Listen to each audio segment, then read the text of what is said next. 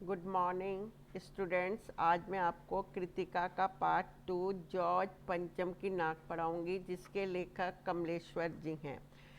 उन्होंने बताया कि प्रस्तुत कहानी में उस समय की भारतीय सरकार की मानसिकता को व्यक्त किया गया है जब जिसके वर्षों से हम गुलाम थे। प्रस्तुत कहानी के माध्यम से लेखक ने नाक को सम्मान का प्रतीक मानते हुए जॉर्ज पंचम की नाक पर करारा व्यंग किया है।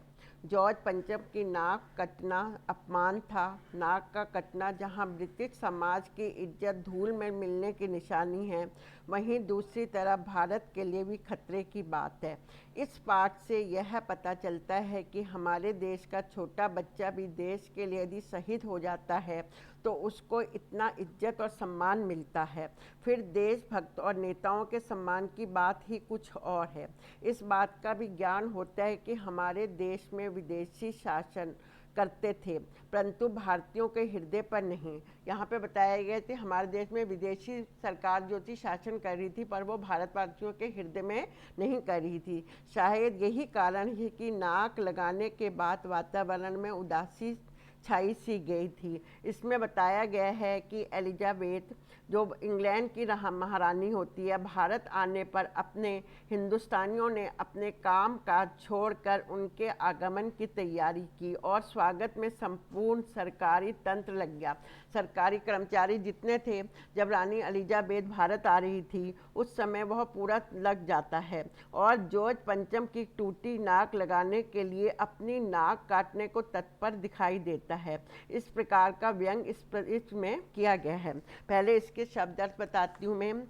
करनामा कार्य, बावर्ची रसोईया जो रसोई घर में काम करता है, खनसामा रसोइयों का प्रमुख जो रसोई घर में काम करते हैं उनके ऊपर जो हेड होता है, सनसनी खलबली तहलका शोर। अब यहाँ पे बताया गया यह कहानी आज से 60-70 साल पुरानी है, जब हमारे देश की आबादी लगभग 40 करोड़ थी। इस समय हमारे देश की आबादी लगभग 1 अरब 30 करोड़ के लगभग है। उस समय हमारे देश की आबादी 40 करोड़ थी और ये कहानी आज से 60-70 साल पुरानी है जब लिखी गई है। उस समय क्या होता है कि इंग्लैंड की रानी एलिजाबेथ द्वितीय, दो रानियां थी, एलिजाबेथ प्रथम और द्वितीय जो थी, अपने पति के साथ भारत पधारने वाली थी। उनके पति का नाम था प्रिंस फिलिप्स थे। तो आने वाली थी, उनके आगमन की चर्चा, उनके आगमन आने की चर्चा रोज लंदन के अखबारों में हो रही थी।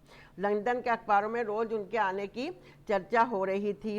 उनके आने से पहले रानी के सेक्रेटरी, जो रानी का सेक्रेटरी था, आदि सुरक्षा की दृष्टि से दौरा कर लेना चाहता था। रानी के एलिजाबेथ के भारत आने की दृष्टि से उनका सेक्रेटरी ये था कि वह चाहता था कि मैं पहले भारत का एक दौरा कर लूँ, भारत आकर वहाँ पे उनकी तैयारियों को सब कुछ देख लेना चाहता था। फोटोग्राफरों की फौज तैयार होगी। फोटोग्राफर जितने थे उनकी एक फौज तैयार कर ली थी।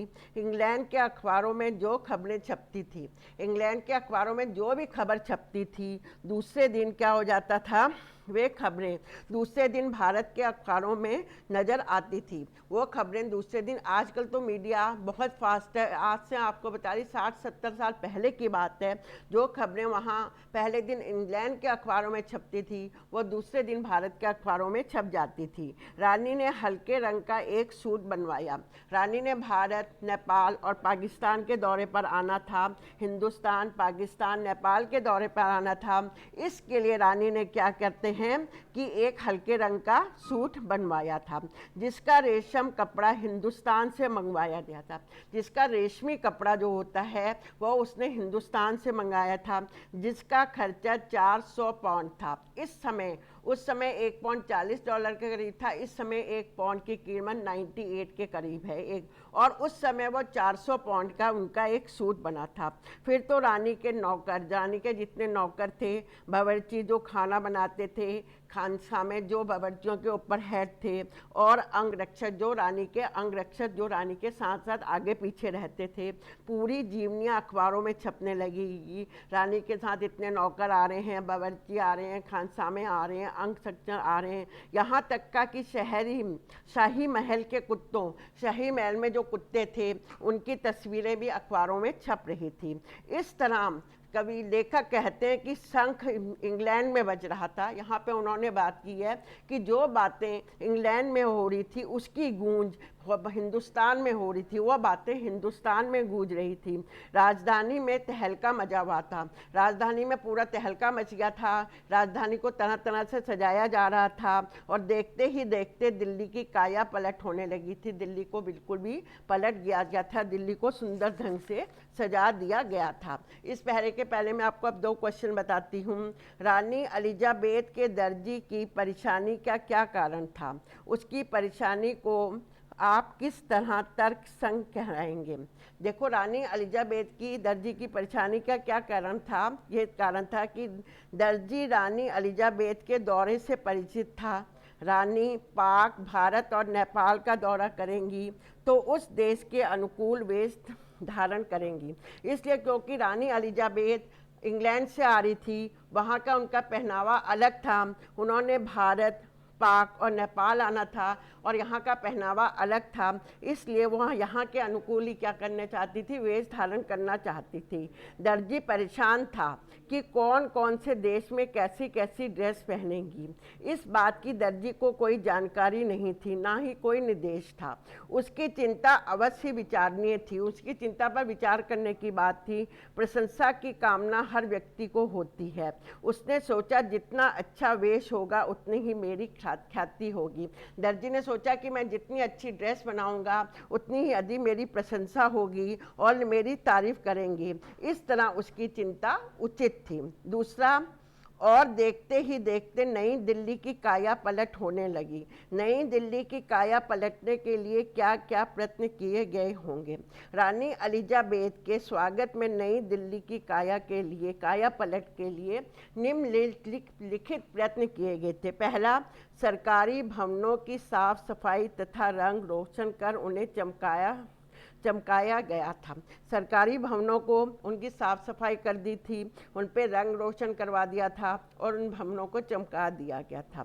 स्थान स्थान पर कूड़े करकट के ढेर उठाने का प्रयास किया गया था। स्थान स्थान पर कूड़े और करकट के ढेर जो लगे हैं उन्हें साफ करने का प्रयत्न किया गया था।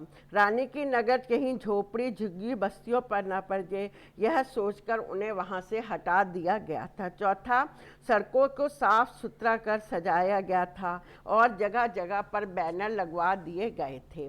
पांचवा, कहीं कहीं प्रमुख स्थानों पर देश के सम्मानित नेताओं का झुंड हाथ में पुष्पहार और बुके आदि लिए खड़े थे। छठा पॉइंट, सुरक्षा की दृष्टि से स्थान स्थान पर पुलिस की व्यवस्था की गई थी। सरकारी भवनों पर झंडे लहराए गए थे। सातवां आठवां, ब्रिटिश और भारत की मित्रता के स्लोगन लिखे गए थे। जगह जगह ब्रिटिश और भारत की मित्रता के स्लोगन लिखे गए थे। आज मैंने आपको यहाँ तक पढ़ाया है, यहाँ तक जॉर्ज पंचम की नाक का पहला पैरा, और इसका मैं कल दूसरा पैरा आप लोगों को कल पढ़ाऊँगी।